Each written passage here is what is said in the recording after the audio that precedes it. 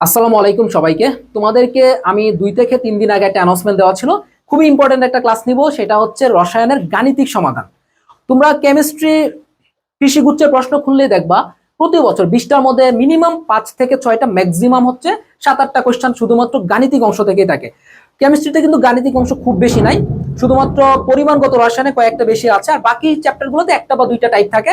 তো এই যে তুমি অল্প কিছু টাইপ পড়াশোনা করে তুমি 5 থেকে 6টা মিনিমাম বা ম্যাক্সিমাম 7-8টা কোয়েশ্চেনও কিন্তু কমন ফেলতে পারবা। তো এবং এই ক্লাসটা যদি করো, বা আমি আজকে তোমাদেরকে কেমিস্ট্রি 2 পত্রের বা 2 পেপারেরই হচ্ছে যত গাণিতিক সমস্যা আছে অ্যাডমিশনের জন্য সবকিছু একদম সলভ করে দিব। তো এই ক্লাস করলে তোমার আসলে গাণিতিক একটা কোয়েশ্চেন ইনশাল্লাহ মিস হবে না। এবং ক্লাসটা আমি লাইভ নিতে চাচ্ছিলাম, বাট তোমাদেরকে যখন একটা পোল দেই, তোমরা 78% স্টুডেন্ট ভোট দিছিল হচ্ছে রেকর্ড নেওয়ার জন্য। হ্যাঁ, আমি এটা মনে করি রেকর্ড নেওয়াটাই ভালো, কারণ এখন রেকর্ড নিলে তুমি কম সময়ে এই ক্লাসটা করতে পারবা। বাট লাইভ নিলে হয় কি, লং টাইম ক্লাস করতে হয়, তোমাদের জন্য আসলে এত সময় এখন আর নাই। তো ভাইয়া, এই ক্লাসটা নেওয়ার জন্য আমি আজকে রাত 12:30 থেকে একদম টানা সকাল 8:30 পর্যন্ত তোমার নোট গুছানো, স্লাইড গুছানো, সবকিছু গুছাইলাম। এখন সকাল 9:30 বাজে আমি এটা রেকর্ড করতে বসলাম। মাঝে শুধুমাত্র 1 ঘন্টা রেস্ট নিলাম, সেই সাথে বৃষ্টিও হচ্ছে। বাট আমি এখন পর্যন্ত কিন্তু রাতেও ঘুমাই নাই, সকালেও ঘুমাই নাই, একটু ঘুমাই নাই, জাস্ট একটা সেকেন্ডও ঘুমাই নাই, শুধুমাত্র ক্লাসটা নিব দেখে। তো খুবই স্পেশাল একটা ক্লাস হবে, ক্লাসটা লাস্ট পর্যন্ত কন্টিনিউ করবা ইনশাল্লাহ। এই ক্লাস থেকে তুমি 5 থেকে 6টা মার্ক 100% কমন ফেলতে পারবা। ওকে, চলো আমরা শুরু করি। চ্যাপ্টার ওয়াইজ আমরা পড়বো। তো প্রথম আমরা রসায়ন প্রথম পত্রটা দেখবো। ওকে, তো আমরা গুণগত রসায়নে যদি আসি, শুরুতে আমরা গুণগত রসায়ন এখানে। তো ভাইয়া, গুণগত রসায়নে গেলে জাস্ট ঠিক করে নিই। আচ্ছা, গুণগত রসায়নে গেলে আমরা মূলত কি জিনিসগুলো পাচ্ছি? গুণগত রসায়নে গেলে আমরা মূলত হচ্ছে 2টা টাইপ পাবো ম্যাথমেটিক্যাল, একটা হচ্ছে বর্ণালী সংক্রান্ত, আর একটা হচ্ছে তোমার গিয়ে কি আমাদের দ্রাব্যতা সংক্রান্ত। ওকে, সো ফার্স্ট অফ অল আমরা যেটা দেখবো কি, বর্ণালী সংক্রান্ত। বর্ণালী মানে কি তোমরা জানো, যে তোমার এখানে রিডবার্গ ধ্রুবকের যেটা ম্যাথ থাকে, এই ম্যাথটা মূলত আসে। অর্থাৎ তোমাকে এখানে হয় তরঙ্গ দৈর্ঘ্য অথবা কি তোমাকে এখানে তরঙ্গ সংখ্যা, দুইটা যে কোনো একটা নির্ণয় করতে বলবে। এইটা হচ্ছে তোমার কি সাধারণত বর্ণালী সংক্রান্ত হয়ে থাকে।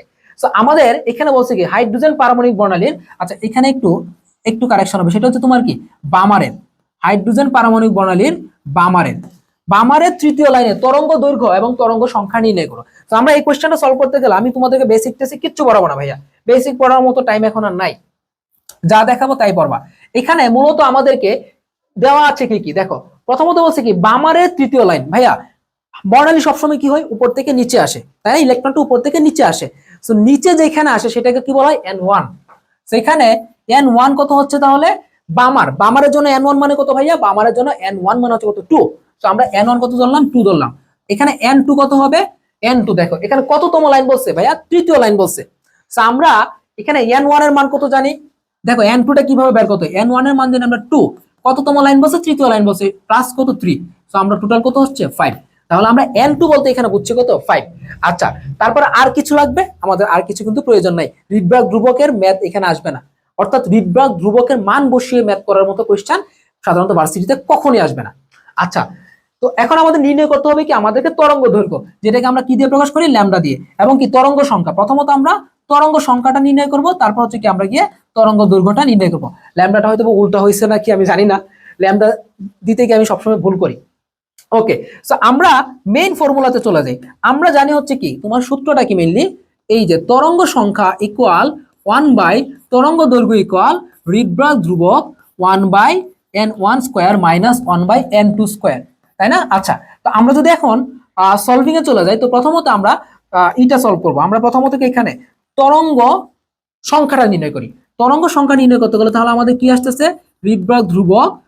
ওকে, তারপরে আমরা নিচে কত পাচ্ছি? এখানে 1/n1 স্কয়ার, তাই না? n1 স্কয়ার, n1 মানে কত? 2 square minus 1/n2 square, n2 মানে কত এখানে? 5 স্কয়ার।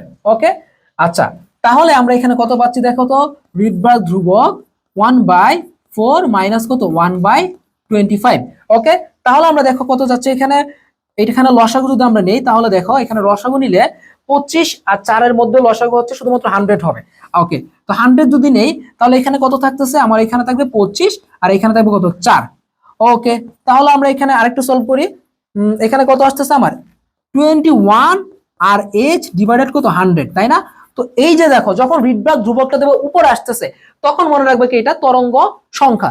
তো আমরা ভাইয়া এখানে কি বলতে পারতেছি তাহলে? তরঙ্গ সংখ্যাটা আমরা কত পাইলাম? 21 আর এইচ বা রিডবার্গ ধ্রুবক ডিভাইডেড কত 100। ওকে, সো এখন যদি ভাইয়া আমরা এখান থেকে কি নির্ণয় করি, আমরা এখান থেকে কি নির্ণয় করব, তরঙ্গ দৈর্ঘ্যটা নির্ণয় করব। সো আমরা জানি কি তরঙ্গ দৈর্ঘ্য সমীকরণটা কেমন ছিল, এরকম ছিল।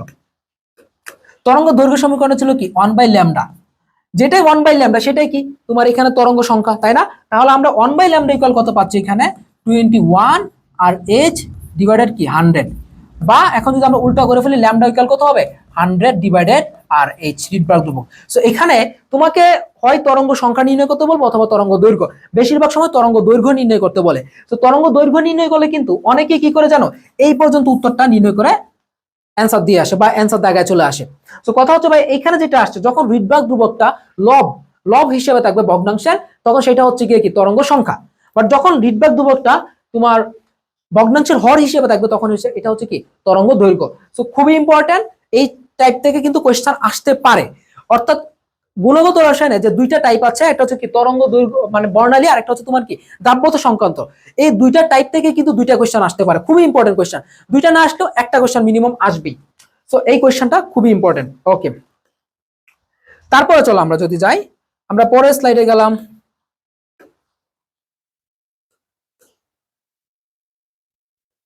আচ্ছা, এখন আসো আমরা স্লাইড নাম্বার 2 তে চলে আসবো। ওকে, তো স্লাইড নাম্বার 2 তে যদি আমরা আসি, এখানে মূলত কি আছে আমাদের দ্রাব্যতা সংক্রান্ত। তো প্রথমত দ্রাব্যতা সংক্রান্ত জিনিসটাতে গেলে আমরা প্রথমে কি দ্রাব্যতাতে যাব, বা দ্রাব্যতা মেইনলি কোশ্চেনে খুব একটা আসে না, আচ্ছা, তো দেখো আমি এরপর একটা কোশ্চেন দেখাচ্ছি। 50 ml সম্পৃক্ত দ্রবণে 5 গ্রাম ক্যালসিয়াম ক্লোরাইড আছে, লিটার প্রতি ক্যালসিয়াম ক্লোরাইডের দ্রাব্যতা কত? আচ্ছা, তাহলে কি বলছে লিটার প্রতি ক্যালসিয়াম ক্লোরাইডের দ্রাব্যতা কত? তাহলে দেখো ভাইয়া আমাদের এখানে ঐকিক নিয়ম আমরা কোশ্চেনটা করতে পারি চাইলে ইজিলি। 50 ml আছে কতটুকু 5 গ্রাম। আচ্ছা, তাহলে ভাইয়া আমরা কি বলতে পারি 1 ml আছে কতটুকু এখানে 5 ডিভাইডেড 50, তাই না? তাহলে আমরা ফাইনালি বলতে পারি কত 1 লিটার মানে কত 1000 ml।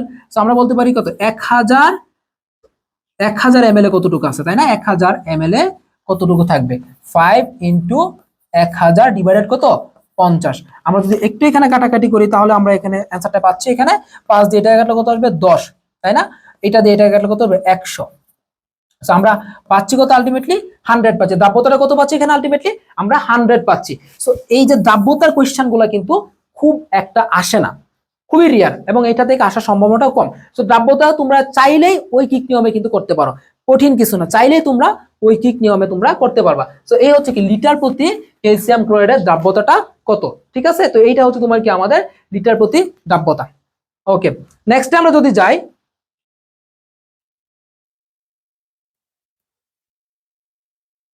আচ্ছা এই কোয়েশ্চেন গুলো খুবই ইম্পর্টেন্ট। দেখো এখন আসছে আমরা কি দ্রাব্যতার গুণফলে। তো দ্রাব্যতার গুণফল মাস্ট আসবে, দ্রাব্যতার গুণফল এটা হচ্ছে তোমার কি দ্রাব্যতার গুণফল মাস্ট, দ্রাব্যতার গুণফল মাস্ট ধরে নাও একটা কোয়েশ্চেন তোমার এখান থেকে ইনশাআল্লাহ পাবা।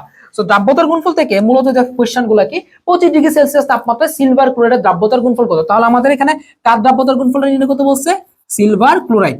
ওকে, তো আমরা এখানে ফর্মালি দ্রাব্যতার গুণফল নির্ণয় করতে যাব না। অ্যাডমিশনে তুমি যত সহজে নির্ণয় করতে পারবা তোমার জন্য কি ততই মঙ্গল, বা ততই তুমি শর্টকাট বা শর্ট টাইমের মধ্যে নির্ণয় করতে পারবা। তো সিলভার ক্লোরাইডের দ্রাব্যতার গুণফল যখন নির্ণয় করব, এই সিলভার ক্লোরাইডের আমরা কি নির্ণয় করবো ভাইয়া এখান থেকে সিলভার ক্লোরাইডের কেএসপি নির্ণয় করবে, কেএসপি। ওকে, কেএসপি ইকুয়াল তোমরা দেখবা প্রথমত এখানে সিলভার সিলভার কয়টা আছে? একটা। যত লিখবা তার উপরে ঠিক পাওয়ার তত, তার উপরে কত পাওয়ার দিলাম 1 দিলাম, ইনটু ক্লোরিন কয়টা আছে? একটা। যত লিখলাম তার উপর পাওয়ার কত ঠিক তত, ইনটু দিলাম, ইনটু এখানে কি দ্রাব্যতা আছে একটা, তো দ্রাব্যতার এস দিলাম।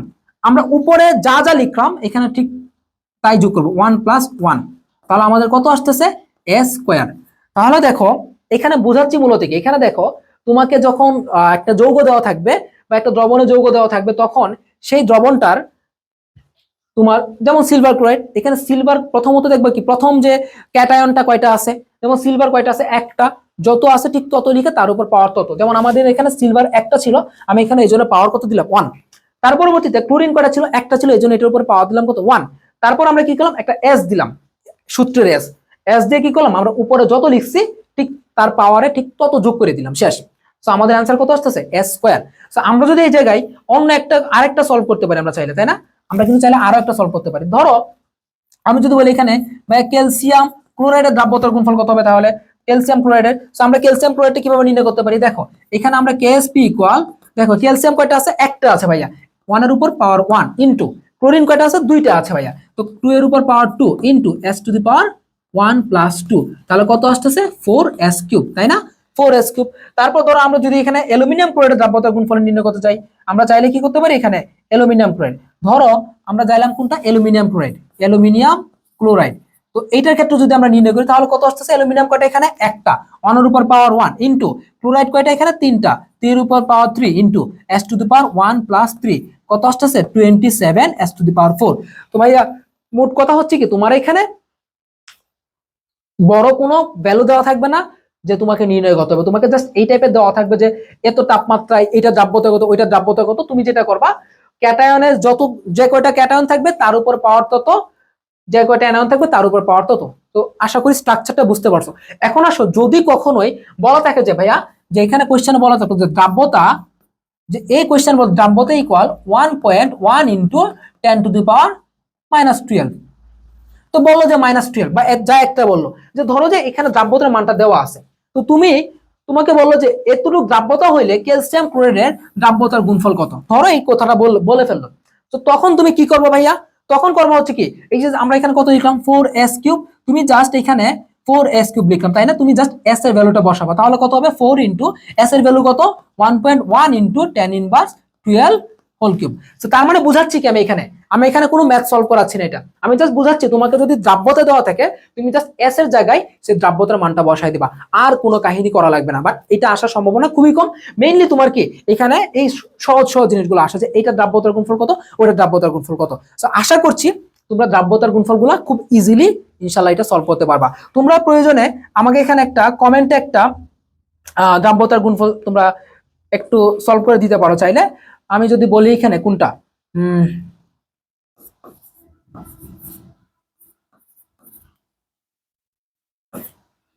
আচ্ছা ম্যাগনেসিয়াম সালফেট, হ্যাঁ তোমরা এইটা সলভ করবা। তোমরা সলভ করবে কি, আমাকে একটু বলবা যে ম্যাগনেসিয়াম সালফেটের কেএসপি কত। এটা হচ্ছে কি, তোমরা কমেন্টে একটু বলবা, তোমরা যেহেতু ক্লাসটা করতেছো তোমরা কমেন্টে বলবা যে ম্যাগনেসিয়াম সালফেটের দ্রাব্যতার গুণফল কত, ঠিক আছে? তো আশা করি পারবা। এখানে আরো কয়েকটা জিনিস মনে রাখবা, যখন কেআইপি মানে কি? আয়নিক গুণফল।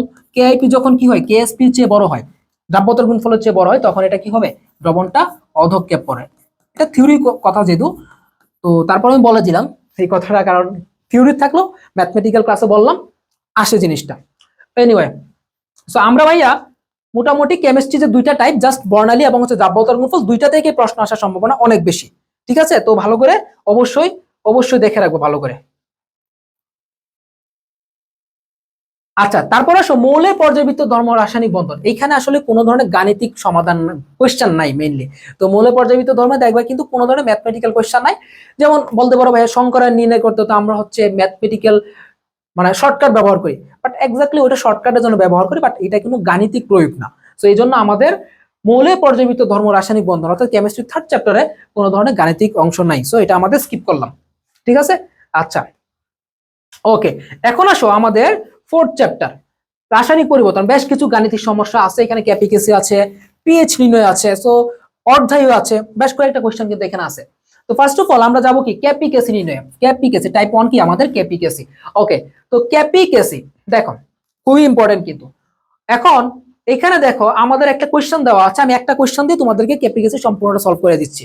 তো বলা আছে কি অ্যামোনিয়া তৈরির একটা বিক্রিয়া দেওয়া আছে, এই বিক্রিয়ার কেসি নির্ণয় করো এবং কেপিকেসি এর সম্পর্ক নির্ণয় করো। সো আমাকে দুইটা কোশ্চেন বলা আছে, একটা হচ্ছে কি আমাকে এখানে কেসিটা নির্ণয় করতে হবে, আর একটা হচ্ছে কি কেপি এবং কেসি এর মধ্যে আমার সম্পর্ক নির্ণয় করতে হবে। সো আমি প্রথম পার্টটা যদি সলভ করি, এখানে আমি যদি এখানে প্রথম পার্টটা সলভ করি, যে আমি এখানে প্রথমত আমি কি করলাম ভাইয়া, কেসিটা নির্ণয় করলাম, কেসি বা মূলার সাম্য ধ্রুবক। ওকে, সো আমি যদি কেসি নির্ণয় করতে যাই তাহলে দেখো এখানে মূলত যে বিক্রিয়াটা দেওয়া আছে, কি দেওয়া আছে এখানে আমাদের বিক্রিয়াটা দেওয়া আছে কি nitrogen N2 plus 3H2 equal দিলাম কত আমরা 2NH3। আচ্ছা, তো ক্যাসি মানে কি জানো? ক্যাসি মানে হচ্ছে উৎপাদের ঘনমাত্রার গুণফল। উৎপাদে কি আছে এখানে? অ্যামোনিয়া আছে NH3, তাই না? ওকে, তো এখানে সামনে এটার সহগ কত ছিল? 2 ছিল, এটা কি হবে তখন? পাওয়ার হিসেবে যাবে, ডিভাইডেড বিক্রিয়কের ঘনমাত্রার গুণফল। বিক্রিয়কে কি আছে ভাইয়া? N2 আছে। আচ্ছা, ইনটু আর কি আছে তোমার? H2 আছে, H2 আছে। তো হাইড্রোজেনের সামনে সামনে কি আছে 3 আছে, সহগটা কি হবে পাওয়ার হবে। তো জাস্ট এই ফর্মুলাটাই তোমার আসবে, এখানে কোনো ধরনের ম্যাথ আসবে না। তো তারপরেও যদি তোমাকে কখনো ঘনমাত্রা দেওয়া থাকে যে অ্যামোনিয়ার ঘনমাত্রা এত মোলার, হাইড্রোজেনের ঘনমাত্রা এত মোলার বা এটা মোলার দেওয়া রইল, তখন তুমি বসাইতে পারো, বাট কখনো এভাবে আসবে না। আসবে হচ্ছে তোমার কি জাস্ট এরকম যে তোমাকে একটা বিক্রিয়া দিবে, দিয়ে বলবে কি নিচের কোনটা এটা কেসি বা এটা কেসি কোনটা হবে। তো তুমি জাস্ট উৎপাদের ঘনমাত্রা ডিভাইডেড বিক্রিয়কের ঘনমাত্রা গুণফল, সরি এখানে 2 লিখলাম, এখানে হবে কত 3। আর পাওয়ার হিসেবে কি বসবে, যেটা সহগ হিসেবে থাকবে সেটা কি হবে পাওয়ার হিসেবে বসবে, মনে থাকবে। তো এই হচ্ছে কি আমাদের কেসি। আচ্ছা এখন আসো আমরা পিএইচ নির্ণয়। পিএইচ নির্ণয়টা ভেরি ভেরি ইম্পর্টেন্ট, অনেকগুলা পিএইচ এর টাইপ করবো, তোমরা একটু মনোযোগ দিবা। আচ্ছা পিএইচ নির্ণয়, তো প্রথম যেটা সেটা হচ্ছে এরকম দশমিক আকারে যখন ঘনমাত্রা দেওয়া থাকবে, তো দশমিক আকারে ঘনমাত্রা যেমন এখানে 0.001 মোলার HCl এর পিএইচ কত, আর এখানে দেওয়া আছে কি 0.0005 মোলার সালফিউরিক অ্যাসিডের পিএইচ কত। তো যখন এই টাইপের কোশ্চেন গুলো দেওয়া থাকবে তোমরা কিভাবে সলভ করবে এক্স্যাক্টলি দেখো। যখন তোমাকে এই টাইপের কোশ্চেন দেওয়া থাকবে তখন কিভাবে সলভ করবা দেখো। এখানে তোমাকে খেয়াল করতে হবে ভাই, এখানে ঘনমাত্রাটা দেওয়া আছে না, তো ঘনমাত্রাটা দেখবা দশমিকের ঠিক কত গড় পর 1 আছে। তুমি ঘনমাত্রাটাকে কি দিয়ে গুণ করবা জানো, হাইড্রোজেন সংখ্যা দিয়ে গুণ করবা 0.001, এটাকে কি দিয়ে গুণ করবা হাইড্রোজেন সংখ্যা দিয়ে। তো দেখো এখানে হাইড্রোক্লোরিক অ্যাসিডের হাইড্রোজেন কয়টা, একটা, গুণ করলাম, গুণ করার পর কত আসছে 0.001। আচ্ছা এখন কথা হচ্ছে এখানে যে 1টা আসছে, যদি 1 আসে, এখানে যে 1টা আসছে এই 1টা দশমিকের কত গড় পর আছে, তাহলে দেখো এখানে 1 গড় 2 গড় 3 গড়, তৃতীয় গড়ে গিয়ে এখানে আছে। সুতরাং আমরা বলতে পারি কত পিএইচ ইকুয়াল কত 3। সুতরাং পিএইচ কত বলবো আমরা, পিএইচ বলবো কত পিএইচ ইকুয়াল 3। তাহলে তোমরা খুব ইজিলি নির্ণয় করতে পারবা এই টাইপের কোশ্চেনগুলো। যখন তুমি তোমার ঘনমাত্রাকে হাইড্রোজেন সংখ্যা দিয়ে গুণ করার পর তোমরা কি পাচ্ছ, এখানে হাইড্রোজেন সংখ্যা দিয়ে গুণ করার পর যখন তোমরা একটা 1 পাবা, তখন তুমি কি করবা, এই দশমিকের যত গড়ে গিয়ে 1 সেটা হচ্ছে তোমার কি সাধারণত পিএইচ। সেম এই পাশে আসো, তো এই পাশে যদি আমরা সলভ করি আমাদের কত আছে 0.0005। এখানে সালফিউরিক অ্যাসিড হাইড্রোজেন কয়টা, 2টা, আমরা 2 দিয়ে গুণ করব ইকুয়াল কত আসছে 0.001, তাই না, এটা আসতেছে। তাহলে এটার পিএইচ কত হবে, এটার পিএইচ হবে কত 3। সো আশা করি সবাই বুঝছো। তার মানে কি নরমাল পিএইচ নির্ণয়, এগুলো হচ্ছে একদম নরমাল সূত্র। তোমাদেরকে যখন এরকম দেওয়া থাকবে তুমি প্রথমত হাইড্রোজেন সংখ্যা দিয়ে গুণ করবা, গুণ করার পর দেখবে কি দশমিকের পর 1 এই টাইপের কোনো একটা মানে চিত্র আসছে কিনা, যদি আসে তাহলে তুমি দশমিকের যত ঘর পরে গিয়ে 1 ঠিক সেটা হচ্ছে তোমার গিয়ে কি পিএইচ। ওকে আমরা আশা করি এটা ক্লিয়ার। পরের কোশ্চেনে যাই আমরা। ওকে এখন আসো, যদি তোমাকে সাইন্টিফিক নাম্বারে নিয়ে করতে হয়, কখনো কখনো হয় কি সাইন্টিফিক নাম্বারে নিয়ে পিএইচ করতে হয়। যেমন এইরকম এখানে দেওয়া আছে কি ভাইয়া, এখানে ঘনমাত্রা কত দেওয়া আছে 2 × 10⁻⁶ মোলার হাইড্রোক্লোরিক অ্যাসিডের পিএইচ দেওয়া নির্ণয় করতে হবে, তাই না। তো এটা নির্ণয় করতে হবে, তার মানে কি এটা আমাদেরকে সাইন্টিফিক নাম্বারে দেওয়া আছে। বা অনেক সময় কি আমাদের ঘনমাত্রাটা আমাদের নিজেদেরকে সাইন্টিফিক নাম্বারে নিয়ে করতে হয়। তো যখন সাইন্টিফিক নাম্বারে দেওয়া থাকবে তখন তোমরা যেটা করবা, তখন যে ফর্মুলাটা যদি আমি একটু বলি, তখন পিএইচ ইকুয়াল, তখন ভাইয়া পিএইচ ইকুয়াল বসবে হচ্ছে তোমার কি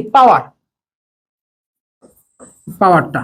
মানে এখানে পাওয়ার বলতে কি বোঝাচ্ছে, এখানে তো 10 এর উপর কি আছে পাওয়ার আছে কত 6 আছে, উইদাউট চিহ্ন, প্লাস মাইনাস কিচ্ছু লাগবে না, জাস্ট কি বসাবা তুমি পাওয়ারটা বসাবা, পাওয়ার মাইনাস লগ সামনের সংখ্যা, এইটুকুই, মাইনাস লগ সামনের সংখ্যা।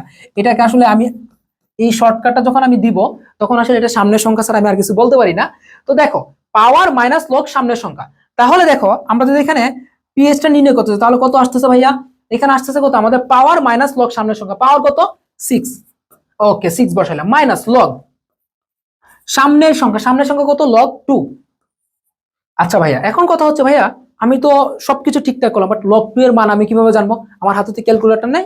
তো কোনো সমস্যা নাই, আমি এখানে তোমাদেরকে লগের মানসমূহ মনে রাখার কিছু ট্রিক্স দেখাবো, ভালো করে ফোকাস করো, ইনশাল্লাহ লগের মান ইজিলি মনে রাখতে পারবা। আচ্ছা প্রথমত লগ 1 এর মানটা যেটা মনে রাখবা, এটা একটু মুখস্থ রাখবে, এটা কত 0, লগ 1 এর মানটা একটু মুখস্থ রাখবো 0। আচ্ছা লগ 2 এর মান কত, লগ 2 এর মানটা একটু মুখস্থ রাখবো কত 0.3। ওকে বাকি একটাও মুখস্থ করা লাগবে না। এর পরবর্তীতে লগ 1 0, লগ 2 হচ্ছে 0.3, এখনই মুখস্থ করে ফেলো। এরপর যতগুলো পাবা লগ 3 থেকে লগ 7 পর্যন্ত প্রত্যেকটারই দশমিকের পর 2 যোগ, কি বলতেছি দশমিকের পর 2 যোগ। দেখো এখানে কত আছে লগ 3, এখানে কত আছে দশমিকের পর 5 অর্থাৎ 0.5, তার মানে কি লগ 3 এর সাথে দশমিকের পর কত যোগ করলাম 2 যোগ করলাম, এই জন্য কত 0.5। এখানে কত আছে লগ 4, তাহলে লগ 4 এর জন্য কত হবে, আমি একটা দশমিক দিব, দশমিকের পর 2 যোগ 4 আর 2 কত 6। আচ্ছা লগ 5 দশমিকের পর 2 যোগ 5 আর 2 7, লগ 6 0.8, লগ 7 0.9। সো আবারও বলতেছি লগ 1 এর মান 0, লগ 2 এর মান 0.3। এরপরে যে 7 পর্যন্ত যে লগগুলো পাবা সেই লগের ভ্যালুগুলো কি তুমি যতই পাও না কেন, লগ 3 পাইলে এইটা দশমিকের পর যত পাবা তার সাথে তুমি কি করবা 2 যোগ করবা। 3 এর সাথে 2 যোগ 0.5, 4 এর সাথে 2 যোগ 0.6, 5 এর সাথে 2 যোগ 0.7, 6 এর সাথে 2 যোগ 0.8, 7 এর সাথে 2 যোগ কি 0.9। সো এই ট্রিক্সে তুমি মনে রাখবা, তাহলে কখনোই ভুলবা না। ওকে, সো আমরা যদি দেখি তাহলে এখানে ভাইয়া কত পাচ্ছি, 6 মাইনাস লগ 2 এর মান কত ভাইয়া 0.3, 6 মাইনাস 0.3, তাহলে পিএইচ টা কত পাচ্ছি আমরা 5.7। সুতরাং আমরা বলতে পারতেছি কত, এখানে পিএইচ কত পাইলাম আমরা 5.7। তো তোমাদেরকে যদি আমি এই টাইপের যে কোনো কোয়েশ্চেন দিই, আশা করি তোমরা এখন থেকে সবাই সলভ করতে পারবা, কারণ খুবই ইজি কোয়েশ্চেন। জাস্ট লগের মানগুলো মনে রাখবা, লগের মান সবচেয়ে সহজ ট্রিক্স আমি তোমাদেরকে বলে দিলাম যে এই শর্টকাটটা মনে রাখবা বা এই ট্রিক্সটা মনে রাখবা, লগের মান অটোমেটিক মুখস্থ হয়ে যাবে। ঠিক আছে, শর্টকাট ছাড়া আসলে গাণিতিক অংশ খুব একটা বেশি আগানো যায় না।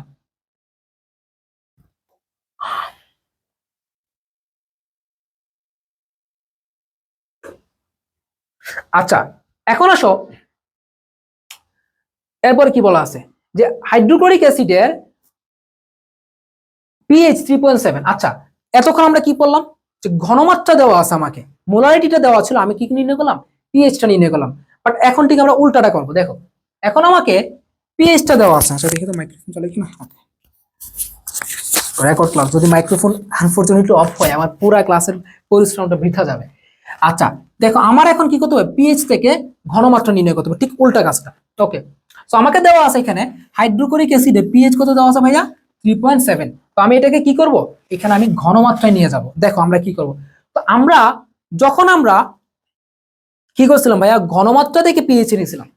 যখন আমরা ঘনমাত্রা দেওয়া ছিল আমাদেরকে, ঘনমাত্রা থেকে আমরা কোথায় গেছিলাম, পিএইচ এ গেছিলাম। তখন আমরা কি অ্যাপ্লাই করছিলাম, তখন আমাদের যে ফর্মুলাটা ছিল সেটা ছিল হচ্ছে তোমার পিএইচ ইকুয়াল পাওয়ার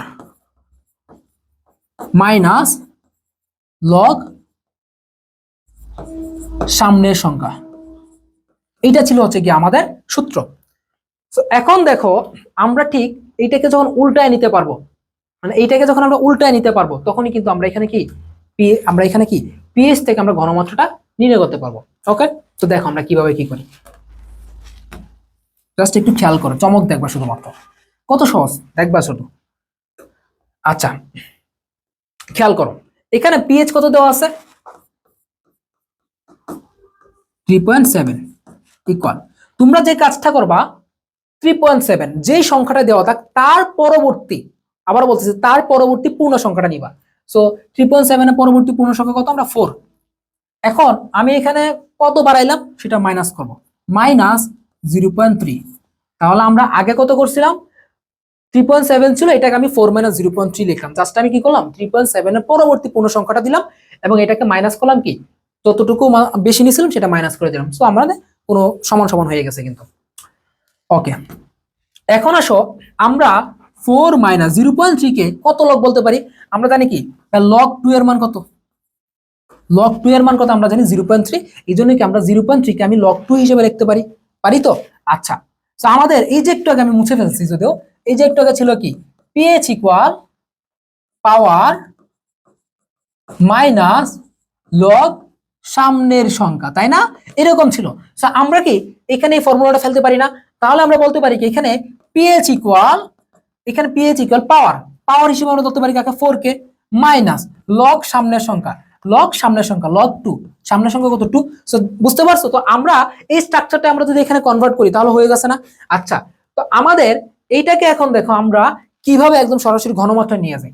সো আমরা কি বলছি pH equal power minus log সামনের সংখ্যা, তাহলে সামনের সংখ্যাকে এখানে 2, সামনের সংখ্যাকে এখানে 2, তাহলে আমরা 2 বসাইলাম। আচ্ছা ইনটু 10 টু দি পাওয়ার, তাহলে কি বলছে এখানে পিএইচ ইকুয়াল কি পাওয়ার, তাহলে পাওয়ার কি এখানে 4, অবশ্যই এটা মাইনাস থাকবে 10 টু দি পাওয়ার মাইনাস 4। তো এটাই হচ্ছে গিয়ে কি ভাইয়া আমাদের অ্যান্সার 2 ইনটু 10 ইনভার্স 4। তো তোমরা যেটা করবা ঠিক ঘনমাত্রা থেকে যখন পিএইচ নির্ণয় করছিলা তখন যে ফর্মুলাটা ইউজ করছিলা তার উল্টা কাজটা হবে।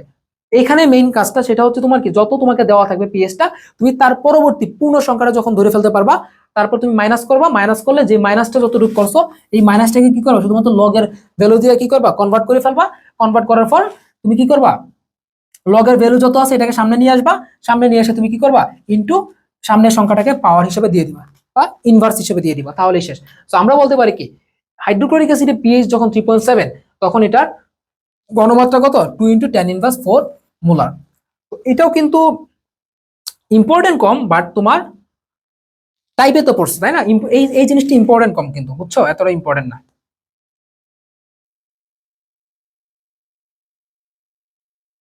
আচ্ছা এখন আসো আমরা কিভাবে শতকরা দেওয়া থাকলে আমরা এখান থেকে শতকরা থেকে আমরা কিভাবে ভাইয়া ইতে যাইতে পারি। শতকরা থেকে সোডিয়াম হাইড্রোক্সাইডের পিএইচ কত 2.5% সোডিয়াম হাইড্রোক্সাইডের পিএইচ কত। তো আমরা কি টাইপটা এটা টাইপ নাম্বার 2 হচ্ছে তোমার কি শতকরা থেকে আমরা কিভাবে পিএইচ নির্ণয় করব। তো আমরা মূলত কি পড়ছি ভাইয়া এতক্ষণ যাবত পড়ছি কি আমরা ঘনমাত্রা থেকে পিএইচ। সো আমরা পরিমাণগত রসায়ন একটা জিনিস পড়ি না যে শতকরা থেকে কিভাবে আসলে ঘনমাত্রা বা মোলারিটিতে নেওয়া যায়। আচ্ছা তো আমরা যখন ওই জিনিসটা আমরা এখানে অ্যাপ্লাই করব তাই না, ওই জিনিসটা আমরা এখানে অ্যাপ্লাই করব। দেখো আমাকে কত দেওয়া আছে 2.5%। তো আমরা মোলারিটি এস ইকুয়াল আমরা কি জানি পার্সেন্ট ইন্টু 10/m। আমরা যদিও একটু পরে ওই চ্যাপ্টারে গিয়ে পড়বো, বাট তারপরও আমি তোমাদেরকে আগে বলে দিচ্ছি তুমি মোলারিটি নির্ণয় যখন করবা তখন এটা কিভাবে নির্ণয় করবো, তোমাকে যে পার্সেন্টেজটা দেওয়া থাকবে সেই পার্সেন্ট ইন্টু 10 কত m। ওকে সো আমাদের এখানে পার্সেন্টটা কত 2.5 ইন্টু 10 কত ভাইয়া m। সোডিয়াম হাইড্রোক্সাইড আণবিক বল কত 40। তাহলে আমাদের এখানে উপরে কত আসতেছে ভাইয়া 50, সরি আমাদের উপরে কত আসতেছে আমাদের এখানে 25 কত 40। আচ্ছা 25/40। সো এটা মূলত কত যাবে, আচ্ছা আমরা যদি এটাকে একটু করে ফেলি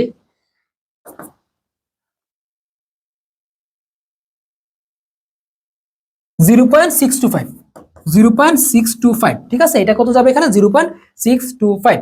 ওকে তো আমি কিভাবে নির্ণয় করলাম, আমি জাস্ট কি করলাম জানো এখানে একটা শূন্য বসাই দিলাম, আমি ভাবলাম এখানে একটা 250।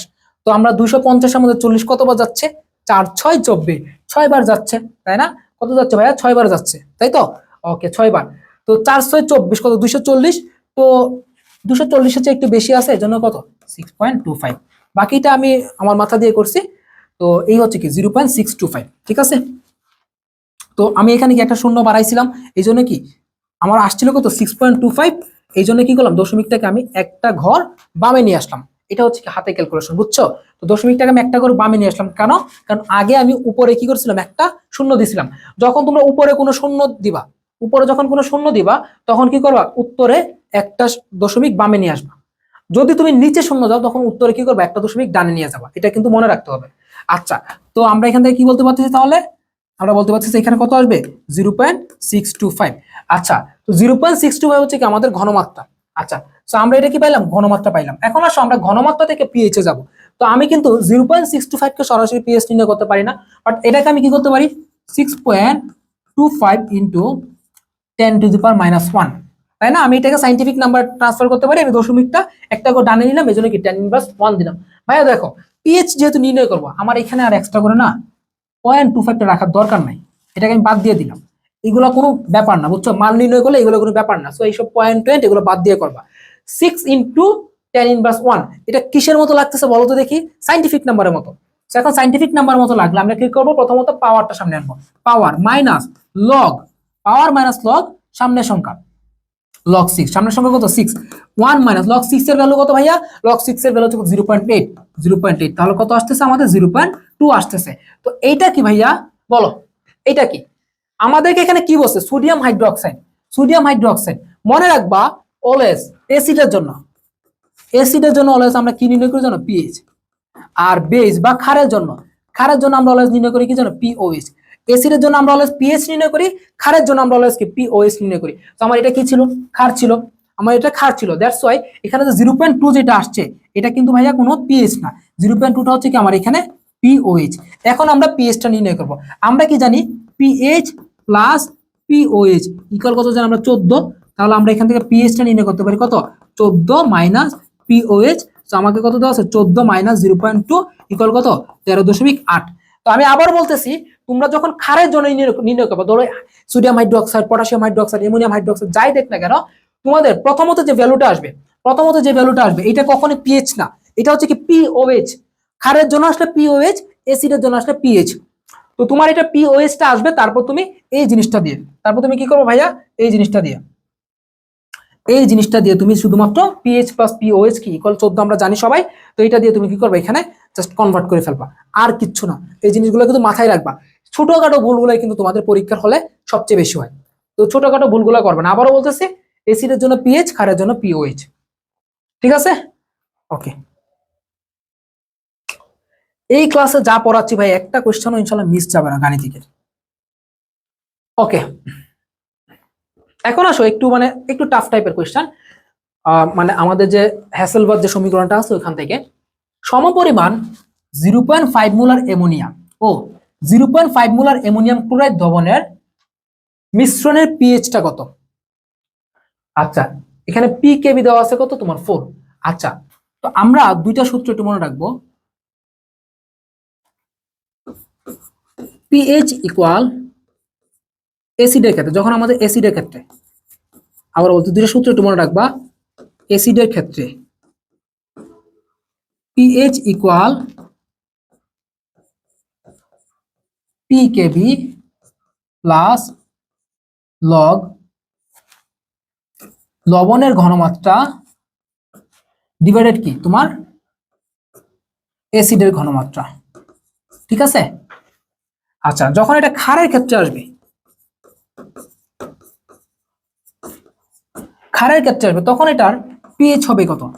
পিএইচ হবে তোমার, সরি এখানে পি কে এ হবে, অ্যাসিডের বিয়োজন ধ্রুবকের এটা যে পি কে, তো এখানে কত আসবে P K B plus log, উপরে কত আসবে তোমার লবণের ঘনমাত্রা, আর নিচে আসবে কত তোমার, এটা কি ক্ষার না, এই জন্য কি হবে বেস হবে ক্ষার।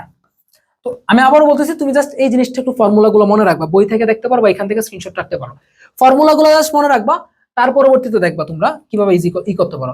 ফর্মুলাগুলো জাস্ট মনে রাখলা। আচ্ছা, তো ফর্মুলা মনে রাখলে তোমাকে শুধুমাত্র এখানে হয় পি কে এ অথবা কি পি কে বি, দুইটা যে কোনো একটা দেওয়া থাকবে। অ্যাসিড হলে তো উপরেরটা, ক্ষার হলে নিচেরটা দেওয়া থাকবে। তুমি শুধুমাত্র ঘনমাত্রাগুলো বসাবা, আর কিছু না। আচ্ছা, তো আমাদেরকে এখানে কি দেওয়া আছে, পি কে বি দেওয়া আছে, সুতরাং কি আমরা এই ফর্মুলা অ্যাপ্লাই করব, এইটা আমাদের এইটা অ্যাপ্লাই করব। আচ্ছা, তাহলে আমরা একটু মুছে দিচ্ছি। তাহলে দেখো ভাইয়া, আমাদের পিএইচটা কত আসতেছে,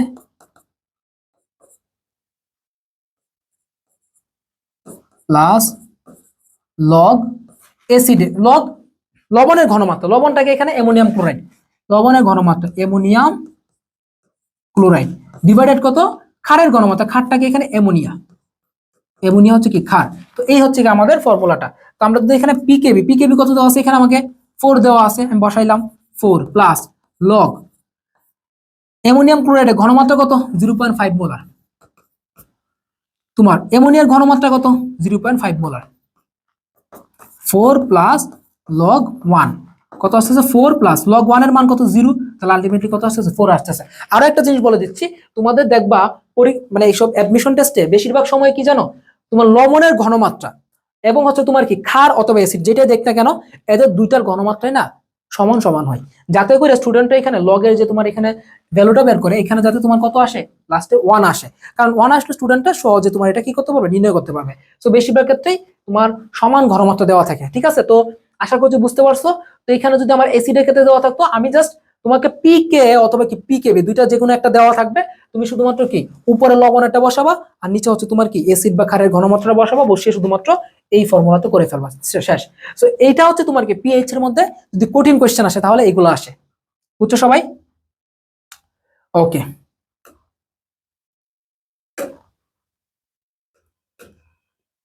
ওকে, এখন আসো পিএইচ এর তীব্রতা, এটা একটু ইম্পর্টেন্ট আছে। পিএইচ এর তীব্রতা ভাইয়া, পিএইচ এর তীব্রতা। আচ্ছা, পিএইচ এর তীব্রতা বলতে কি, কিছু কোশ্চেন দেখবা এমন আসে যে পিএইচ যদি এত থেকে এত হয়, কতটুকু অম্লীয় বা কতটুকু ক্ষারীয়, এই জিনিসগুলো কিন্তু আসে। সো এটা হচ্ছে কি পিএইচ এর তীব্রতা। সো আমরা এখানে একটা একটা করে প্র্যাকটিস করব। প্রথম যে প্র্যাকটিসটা, পিএইচ 5 এর তুলনায় পিএইচ 2 কত গুণ বেশি অম্লীয়। সো আমরা কি জানি, পিএইচ যত কমে, পিএইচ 7 এর যত নিচে আসে তত কি এটা অম্লীয় হয়। পিএইচ 7 এর যত উপরে, অর্থাৎ কি পিএইচ যত বাড়বে তত বেশি কি ক্ষারীয়, পিএইচ যত কমবে তত বেশি কি অম্লীয়। মাথায় রাখবে এটা, ঠিক আছে? পিএইচ এর মান যদি কম থাকে তাহলে এটা ক্ষার অ্যাসিডের জন্য তত ভালো। তাহলে দেখো ভাইয়া, এখানে pH 5 এর তুলনায় pH 2 কত গুণ বেশি অম্লীয়? 5 এর সাথে 2 এর পার্থক্য কত? তার মানে কি 5 থেকে 2 আসতেছে, pH-টা কমতেছে, তো এটা কি বেশি অম্লীয় হবে না? বেশি অম্লীয় হবে। তো 5 থেকে কত কমছে? 3 কমছে। এই জন্য কি করবে জানো, 1 এর সাথে 3টা শূন্য যোগ করে দিবা। তোমার এখানে যতই কমক তুমি জাস্ট 1 এর সাথে সেটা যোগ করে দিবা। বুঝছো? এটা হচ্ছে কি কত গুণ বেশি অম্লীয়। আচ্ছা, যদি এখানে এরকম বলে যে pH 2 এর তুলনায় pH 5 কত গুণ বেশি অম্লীয়, এখন দেখো pH কি ছিল 2, হইছে কত 5। pH যদি বাড়ে অ্যাসিডের জন্য কি ভালো নাকি খারাপ? অবশ্যই এটা কি অ্যাসিডের জন্য ভালো না, তাই না?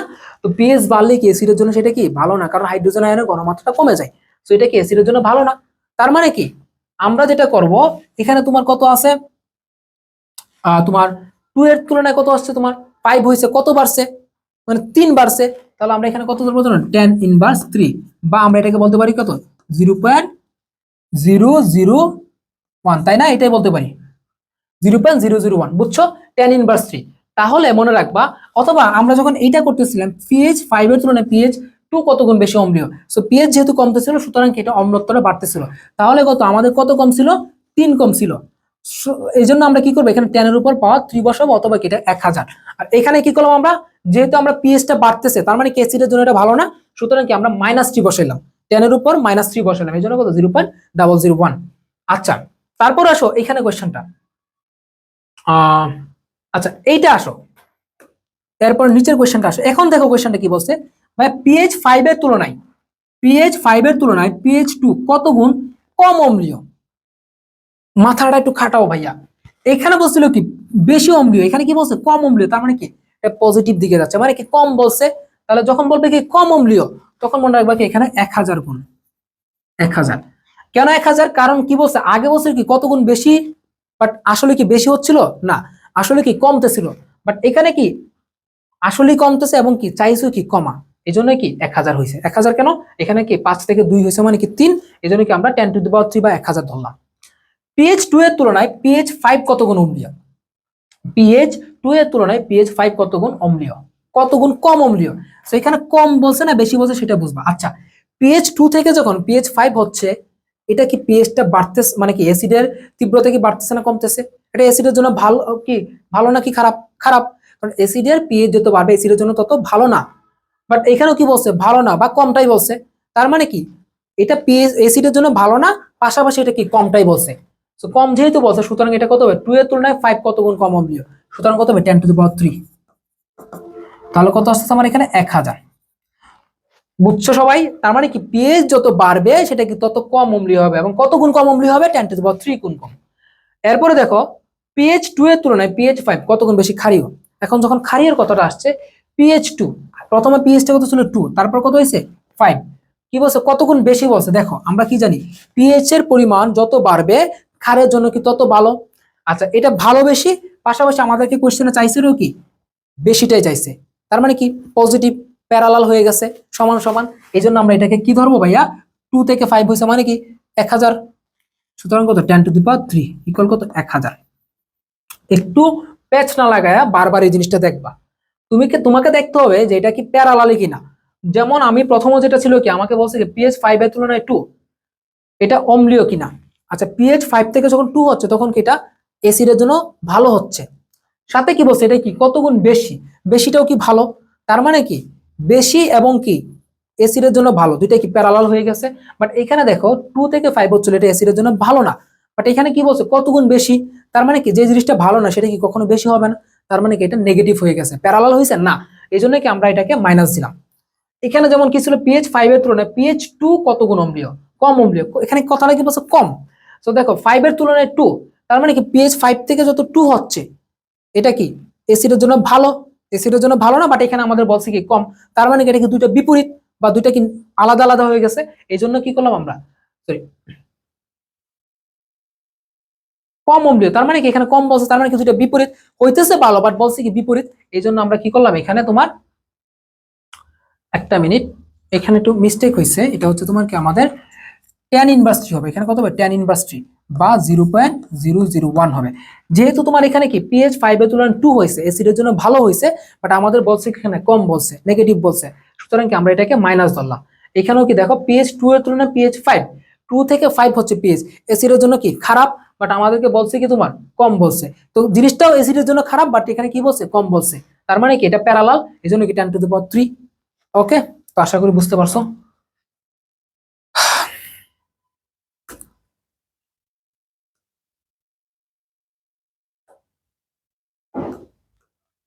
পরের পেজে। আচ্ছা, তো আমরা পিএইচ জিনিসটা মোটামুটি শেষ, পিএইচটা বারবার এখানে প্রয়োজনে রিপিট করবা, রিপিট করে দেখবা। এখন আসো অর্ধায়ু।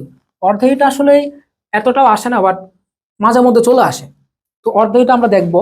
দেখো, একটি প্রথম ক্রম বিক্রিয়ার ঘনমাত্রা প্রথম বলা আছে 60 সেকেন্ডে, ঘনমাত্রাটা প্রথমত 60 সেকেন্ডে 1 মোল পার লিটার থেকে 0.5 মোল পার লিটার চলে আসে।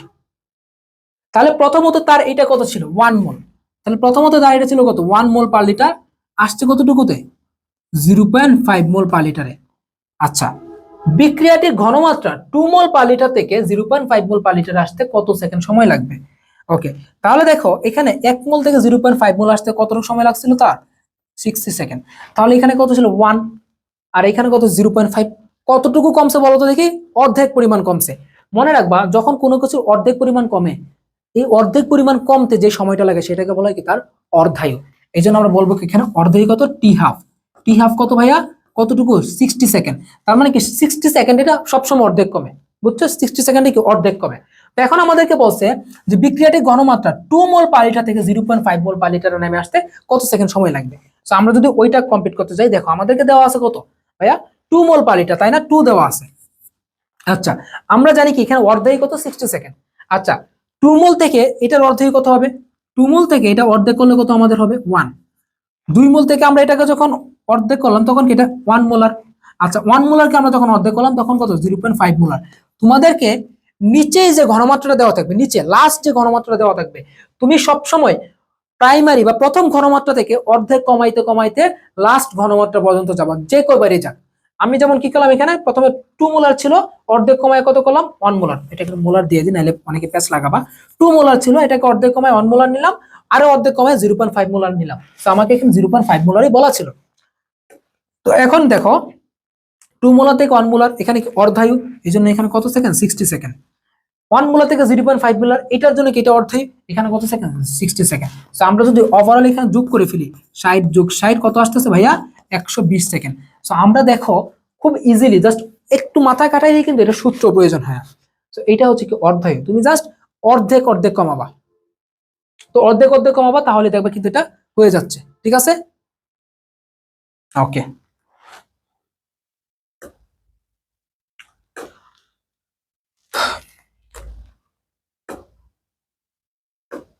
আচ্ছা, এখন আসো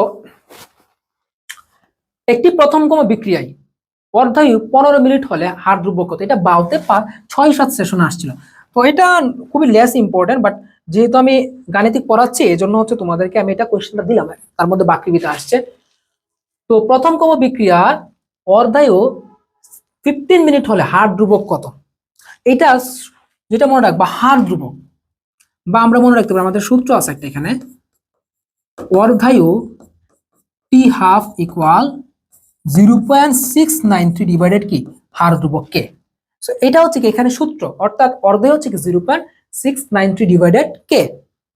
সো আমরা যদি এখান থেকে নির্ণয় করি, দেখো ভাইয়া আমাদেরকে এখানে কি নির্ণয় করতে হবে, হার ধ্রুবকটা নির্ণয় করতে হবে। সো কে ইকুয়াল 0.693 ডিভাইডেড কি টি হাফ। ওকে, সো আমাদেরকে দেওয়া আছে কত 0.693, টি হাফ কত, এখানে অর্ধায়ু তো বলছি ভাইয়া কত 15 মিনিট, আমরা বসাইলাম কত 15, তাই না? আমরা কত বসালাম 15 বসালাম। আচ্ছা, তো এটাকে আমরা কিভাবে সলভ করবো, দেখো এখানে দেখো আমরা 0.69 থেকে আমরা কি করবো 69 বানাবো। তাহলে 0.69 থেকে আমরা কি করলাম, এখানে ধরো 69 বানালাম, 69.3, সে পয়েন্ট বাদ দিলাম, ডিভাইডেড কত 15। আচ্ছা, তো এটা করলাম। এখন আমরা 15 দিয়ে যখন 69 কে কাটবো, আমরা কত জানি 4×15 = 60, 4×15 কত 60, তাই না? 4×15 কত ভাইয়া 60, বাট 60 এর চেয়ে কত বেশি আছে, প্রায় 10-এর মতো বেশি আছে। সো আমরা এখানে ধরবো কত জানো 4 পয়েন্ট সামথিং, কত ধরলাম এখানে 4 পয়েন্ট সামথিং, ধরো 4.6 ধরলাম। কিন্তু কথা হচ্ছে আমরা যখন এখানে 69 বানাইছিলাম, এখানে দশমিকটা আমরা কত ঘর ডানে নিয়েছিলাম, 1 ঘর 2 ঘর। দেখো ভাইয়া যখন আমরা 69 বানাইছি তখন আমরা 69টা কেন বানাইছি, আমাদের ক্যালকুলেশনের সুবিধার্থে। আমরা দশমিকটা কি করছি, 1 2 ঘর ডানে নিছি। তো তুমি যখন উপরে, আমি একটু আগে বললাম, যখন উপরে বা লবের মধ্যে যখন দশমিকটা ডানে নিবা, যখন তুমি অ্যান্সারটা পাবো, তখন সেই দশমিকগুলা কি হবে, বামে চলে আসবে। সো কত ঘর ডানে নিছিল, 2 ঘর। সো এটা কি করবে এখন, 2 ঘর বামে আসবে। সো বামে আসলে কত, এখানে ছিল 1 ঘর 2 ঘর। সো একটা দশমিক ফাঁকা পড়ছে, তার মানে কি 0.046। তাহলে আমাদের এখানে কত আসতেছে, এখানে হার দুভাগটা 0.046, 0.046। আবারও বলতেছে, যখন তোমরা দশমিকটা লবের মধ্যে ডানে নিয়ে যাবা, তখন কি তুমি যখন উত্তর নিচে নিয়ে আসবা, উত্তরটা কি করবো, তখন তুমি এটা বামে নিয়ে আসবা। বুঝতে পারছো, ঠিক উল্টা জিনিসটা হবে। এই জন্য কি আমরা ক্যালকুলেশনের সুবিধাতে এখানে 0.69 কে 69 ধরছিলাম, এবং এটা 15 দিয়ে ভাগ করে আমরা কত পাইছিলাম, 4.6 এর মতো প্রায়।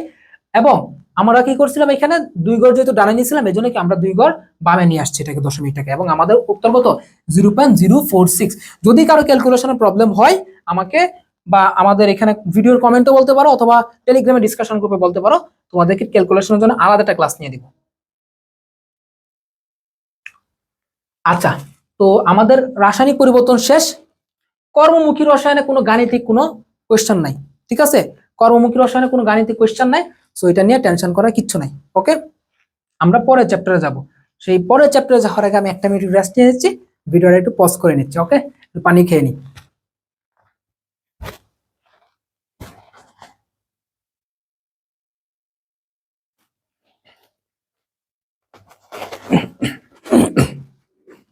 ওকে, তো আমরা কি বলছিলাম, যে কর্মমুখী রসায়নও কোনো গাণিতিক নেই। সো আমরা রসায়ন প্রথম পত্র থেকে আমাদের গাণিতিক কোশ্চেন ছিল মূলত কি, গুণগত রসায়ন এবং কি রাসায়নিক পরিবর্তন থেকে। সো গুণগত রসায়ন থেকে 2টা কোশ্চেনই আসতে পারে, আর রাসায়নিক পরিবর্তন থেকে মেইনলি পিএইচটা কনফার্ম আসবে, মিস নাই।